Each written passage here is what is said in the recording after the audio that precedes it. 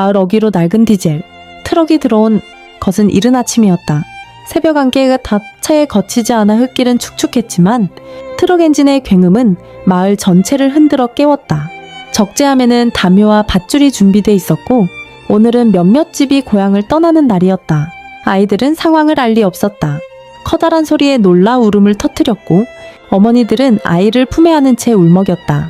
노인들은 대문 앞에 서서 트럭이 일으키는 먼지를 멍하니 바라보았다. 이복의 장롱부터 씻자고 마을 이장이 외쳤다. 청년 넷이 달라붙어 묵직한 장롱을 들었다. 나무 장롱 하나에 집안의 세월이 담겨 있었다. 히어회어, 저 장롱 내가 장가올 때 장만한 건데 이게 이렇게 트럭에 실려가는구먼. 노인의 목소리는 떨림이 묻어났다. 옆에 있던 안악이 눈가를 훔치며 말했다. 조상 몇 가지 파내라 하는 판인데 이제 어디서 제사 지내나. 사는 게 참 사람들. 손길은 분주했지만 마음은 따라가지 못했다. 쌀독, 솥, 장롱, 이불. 집안의 전부가 하나둘. 트럭에 올라탈 때마다 마당은 텅 비어갔다. 담벼락에 기대 있던 항아리도 처마 밑에 걸린 풍경도 모두 낯선 이삿짐이 되어 떠날 준비를 하고 있었다. 그때 처마 밑 라디오에서 중계가 흘러나왔다.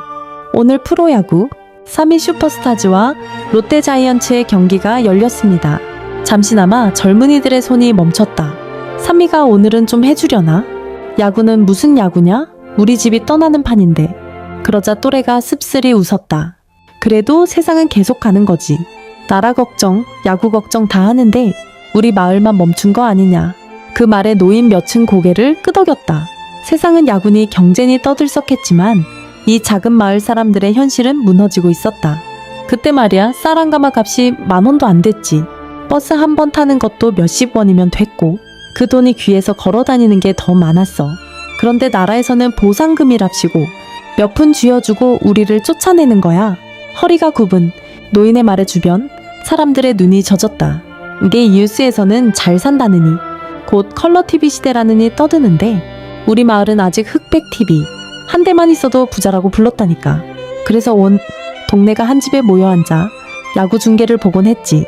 이 말의 젊은이들도 잠시 웃음을 보였지만 금세 씁쓸함이 덮쳤다. 수연은 마당 한켠 책더미를 정리하다가 손을 멈췄다. 그 속에는 영희와 주고받은 편지와 책이 섞여 있었다.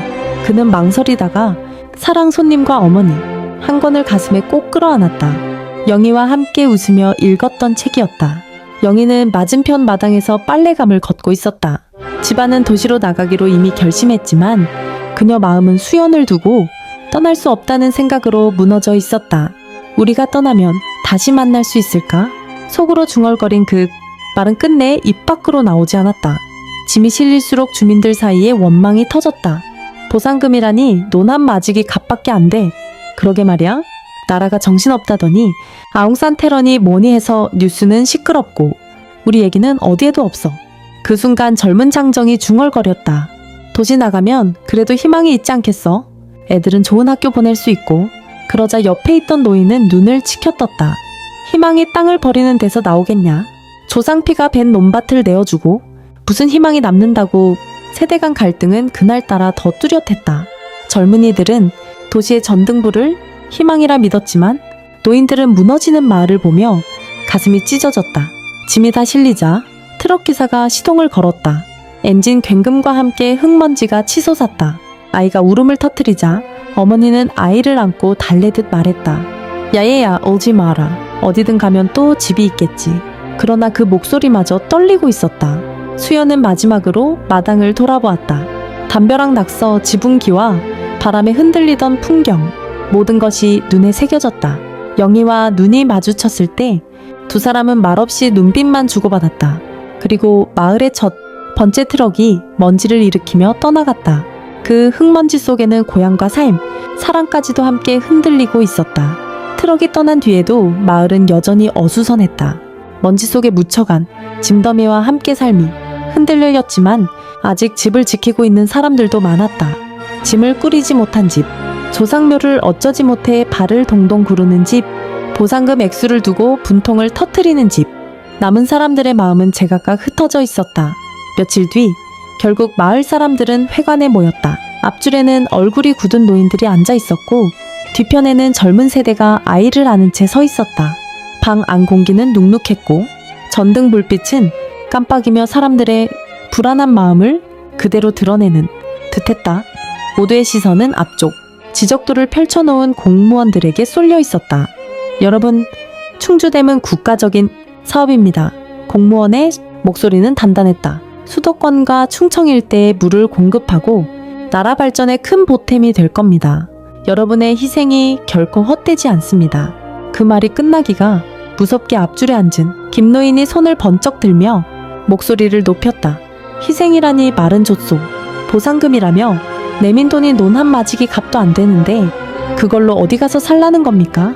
순식간에 방 안이 술렁였다. 맞아. 묘도 파헤치라 하고 집도 버리라니.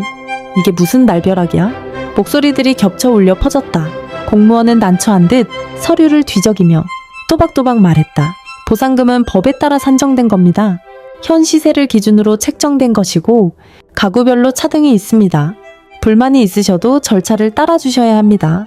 그러자 젊은 장정 하나가 벌떡 일어섰다. 저처럼요? 절차대로라면 우린 어디로 갑니까? 지금 돈으론 읍내방 한 칸도 못 얻어요. 서울은 꿈도 못 꾸고. 순간 구석에서 아이 울음소리가 터져나왔다. 아이를 안고 있던 젊은 엄마가 등을 두드리며 달래고 있었지만 회관을 짓누르는 긴장감은 가라앉지 않았다. 영희는 창가에 앉아 있었다. 그녀는 사람들의 고성과 공무원의 말보다 창밖 들판을 오래 바라봤다. 볕에 반짝이는 논물, 점점 노랗게 익어가는 벼, 모두 곧 사라진다 했다. 눈가에 눈물이 맺히자 옆에 앉은 수연은 그녀 손을 살짝 잡았다. 손끝의 떨림이 두 사람 사이를 가득 채웠다. 그때 회관 뒤쪽에서 퉁명스러운 목소리가 들려왔다. 뉴스만 틀면 맨날 귀순 얘기뿐이잖아. 북한군이 비행기 몰고 내려왔다느니, 나라가 들썩거린다느니. 근데 우리 얘기는 한 줄도 없어. 이게 나라냐. 사람들 사이에 씁쓸한 웃음이 번졌다. 며칠째 TV와 라디오에서는 북한군 조종사 귀순 이야기가 떠듯 들썩했지만 정작 고향을 떠나야 하는 사람들의 목소리는 누구도 담지 않았다. 뒤쪽에서 젊은 아버지 하나가 팔짱을 끼고 말했다. 그래도 도시 나가면 기회는 있지 않겠습니까? 공장이라도 들어가면 월급 받으면서 아이들 학교 보낼 수 있고요. 그러자 앞줄의 노파가 버럭 소리쳤다. 월급이 밥 대신 해주냐? 논이 있어야 쌀이 나오고 쌀이 있어야 애들이 밥을 먹지. 밥 굶으면 학교가 무슨 소용이냐. 사람들의 목소리는 점점 더 얽히고 커졌다. 어떤 이는 눈물을 삼켰고 어떤 이는 분노로 주먹을 떨었다. 회가 나는 마치 끓는 가마솥 같았다. 공무원은 더 이상 버티지 못하고 책상을 두드리며 말했다. 여러분, 고향을 버린다 생각하지 마시고 새로운 시작이라고 생각하십시오. 정부에서도 최대한 지원을 할 겁니다. 그러나 사람들의 눈빛은 이미 차갑게 굳어 있었다. 지원? 돈 몇 푼으로 마을이 살아나나. 새로운 시작? 우린 끝을 맞이하는 건데. 그 웅성거림 속에서 영희는 수연의 손을 더 세게 잡았다. 수연도 말없이 그녀 손을 꼭 맞잡았다. 두 사람의 눈빛은 흔들렸지만 그 안에는 함께 버티겠다는 다짐이 담겨 있었다. 회의가 끝나갈 무렵 공무원은 서류를 정리하며 마지막으로 말했다. 곧 2주 일정이 공식 발표될 겁니다. 각 가정에서는 준비를 서둘러 주시기 바랍니다. 그가 나가자 회가 나는 순식간에 고요해졌다. 남은 것은 깊은 한숨과 허탈한 눈빛뿐이었다. 밖으로 나오니 마을 하늘은 붉게 물들어 있었다. 논 사이로 바람이 불었지만 그 바람은 더 이상 시원하지 않았다. 모두가 알았다. 땅을 잃는다는 건 곧 삶을 잃는 것과 같다는 것을. 마을에 밤이 내렸다. 논둑 사이로 퍼져가는 개구리 울음, 강물 위로 피어오르는 옅은 안개, 초가집 지붕 위로 깔린 달빛. 언제나 보던 풍경이었지만 오늘만큼은 모든 것이 다르게 보였다. 사람들은 누구 하나 쉽게 잠자리에 들지 못했다. 내일이면 이 모든 풍경이 물속에 잠긴다는 사실이 가슴을 눌렀기 때문이다. 수연은 마당가에 앉아 하늘을 올려다보고 있었다. 별빛이 또렷하게 빛나는 밤, 그러나 마음은 전혀 평온하지 않았다. 그 곁으로 영희가 다가왔다. 그녀 손에는 작은 꾸러미가 들려 있었는데 펼쳐보니 함께 웃으며 찍었던 흑백 사진 한 장이 들어있었다. 이거 가져. 내일이면 우리 다 흩어지잖아. 영희의 눈빛은 흔들렸지만 애써 담담한 척하려 했다. 수연은 말없이 사진을 받아 가슴에 꼭 눌렀다. 그 한 장의 사진이 두 사람의 지난 시간을 증명하고 앞으로의 시간을 이어줄 유일한 끈처럼 느껴졌다. 멀리서 이웃집에서 떠드는 소리가 바람을 타고 들려왔다. 술잔 부딪히는 소리, 울음 섞인 목소리, 억지로 웃음을 지어내는 소리까지. 마지막 밤을 견디는 방식은 모두 달랐다. 이 논밭턱에 애들 학교 보냈는데 이제 다 소용없게 됐구먼. 그래도 살려면 살아야지. 도시 나가서 공장이라도 다니면 돈은 벌 수 있지 않겠어. 돈이 밥 대신 해주냐. 땅 잃으면 우리 삶도 끝나는 거지. 술자리는 곧 울분의 자리가 되었고 웃음은 눈물에 묻혀 흘러내렸다. 마을 아이들은 사태를 온전히 알지 못한 채 이집저 집으로 가며 장난을 치다가도 어른들의 싸늘한 표정에 눌려 금세 조용히 숨죽였다. 평소 같으면 밤늦도록 놀이터에서 뛰놀았을 아이들이 오늘만큼은 어른들의 무거운 기운을 본능적으로 느끼고 있었다. 영희는 수연을 바라보며 조용히 속삭였다. 도시에 가면 난 아무것도 할 줄 몰라. 논에서 일하는 건 알아도 거기서는 내가 설 곳이 없을 것 같아. 수연은 잠시 침묵하다가 그녀의 손을 꼭 잡았다. 나도 두렵다. 하지만 우리 둘이 함께라면 언젠간 다시 웃을 날이 올 거야. 지금은 끝처럼 보여도 어쩌면 시작일 수도 있지 않을까. 그의 말은 흔들렸지만 서로를 버티게 해주는 약속이 되어 주었다. 그때 마을 회관에서 종소리가 울렸다. 마지막 모임을 알리는 소리였다. 사람들은 집집마다 촛불을 들고 모여들었다. 어둠 속에 작은 불빛이 하나둘 모이자 회관 앞마당은 금세 은은한 빛으로 물들었다. 노인들은 주름진 손으로 촛불을 꼭 쥐었고 젊은이들은 아이들의 손을 잡아주었다.